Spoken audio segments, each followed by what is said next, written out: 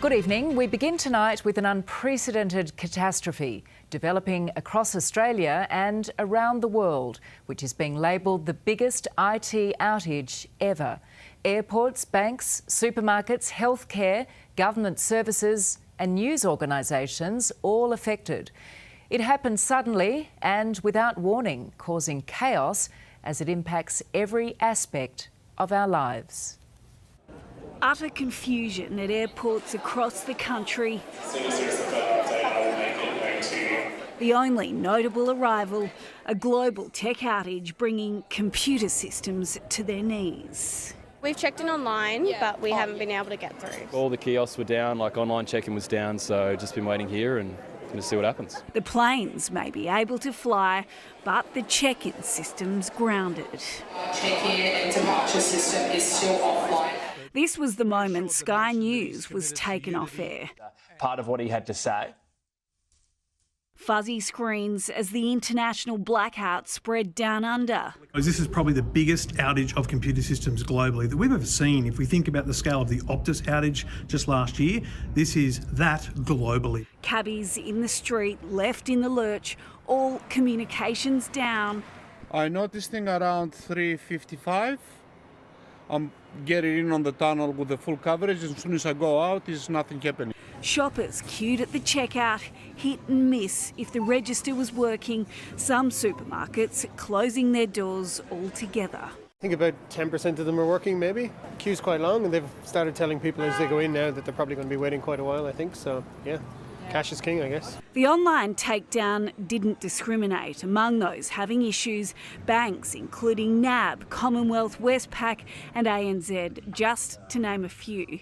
Government services, Centrelink and Australia Post, Telstra, even the National Broadband Network. What's being described as the blue screen of death, effectively locking people out of their computers.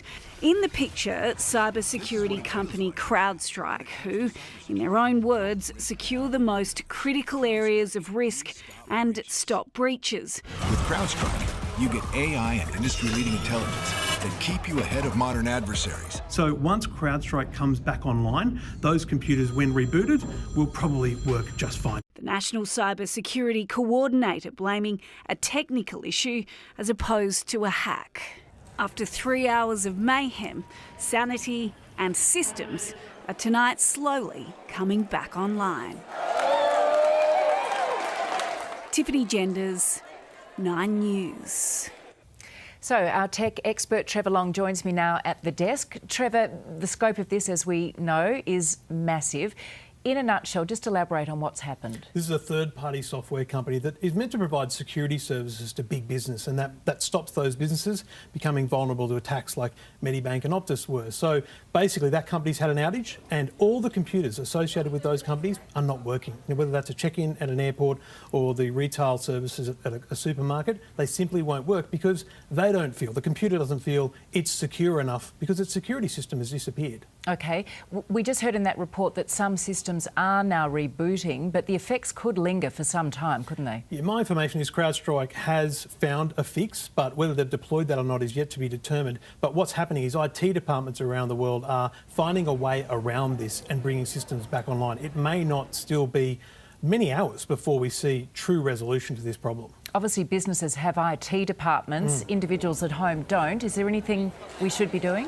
I think the great news is this won't affect individuals at home on your home computer. But of course, when you go to the shops, the service station and other places, that's where you're going to see the effects. But on our own computers, we don't need to do anything. But a small business owner who's a victim of this simply has to wait for this to be resolved.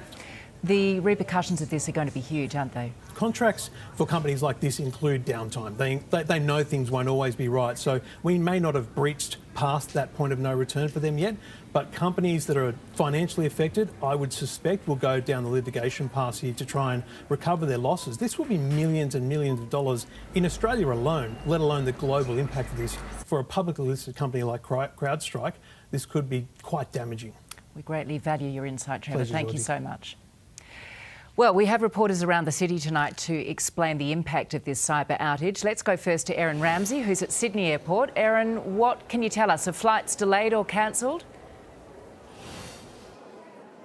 Well, Georgie, there's still a lot of confusion here at the domestic terminal, but staff are now starting to inform passengers to expect cancellations or delays. Up until about an hour ago, the screens behind me with flight information were completely blank. It appears the airport system is now back up and running, but the problem is that Jetstar's personal system is still down, which means that passengers cannot check in their luggage and go through security at this stage. It means crowds are absolutely banking up. We're packed in like sardines. You can barely move at the moment, Georgie.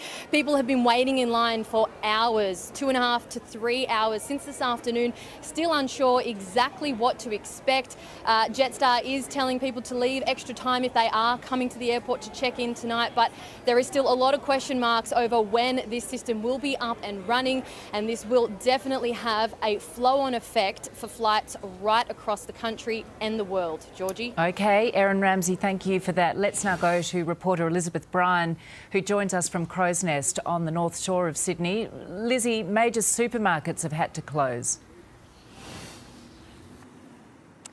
Georgie, it's a bit of a game of chance heading to your local supermarket tonight. I'm here at Coles in Crow's Nest, whose doors are open, but customers here are having to wait quite some time to access the few checkouts that are still working, and scenes that are typical right across the country right now. Of course, other major retailers are being hit, from Bunnings to 7-Eleven to the major banks. NAB putting out a statement saying it's having issues with its payment services tonight.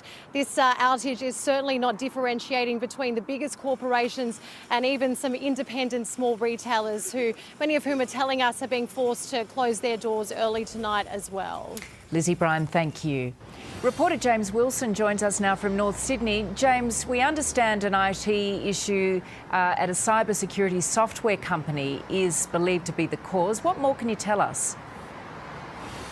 That's right, Georgie. As Trevor mentioned before, this outage relates to cybersecurity software company CrowdStrike, which is essentially a third-party company used by many, many businesses and agencies globally to prevent them from being victims to cyber attacks, hackers, and it's also a monitoring system. Now, we understand this afternoon CrowdStrike ran an update on their monitoring systems, which, to put it simply, did not gel well with many Microsoft Windows operating systems around the globe. We saw that blue screen of death flickering, the computers crashing and trying to reboot seemingly in a sporadically manner. That was seen in Australia, New Zealand, India and of course the US. Now, we have heard recently from the Australian cybersecurity coordinator who has confirmed this issue and does believe that the CrowdStrike system is to blame. They also reiterated, though, that at this point there is no information to suggest it is a cybersecurity incident. Georgie, we are yet to hear publicly from CrowdStrike. Right now, we are at their North Sydney office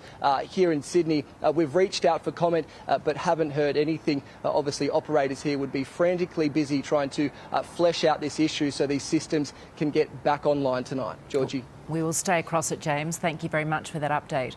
The federal government says a national coordination group will meet tonight to assess the impact of the cyber outage on government and private services. Let's go now to our National Affairs editor, Andrew Probyn. Andrew, what more can you tell us about the government's response to this? Well, Georgie, as we've heard, the National Cyber Security Coordinator, Michelle McGuinness, she's been saying there is no information to suggest this widespread computer crash has been caused by a cyber hack and that it's related to this third-party software. This is in reference to that US cybersecurity company CrowdStrike, where the problem started. The government says Centrelink and Medicare systems appear to be unaffected and O is working fine, according to the Communication Minister's office. But there are reports that some hospital diagnostic services may be affected. The government says a national emergency mechanism group will meet shortly to discuss this problem. On that group, we've got major supermarket chains, telcos, banks, airlines and energy providers. So we're expecting an update later tonight, Georgie. Andrew Probyn, thank you.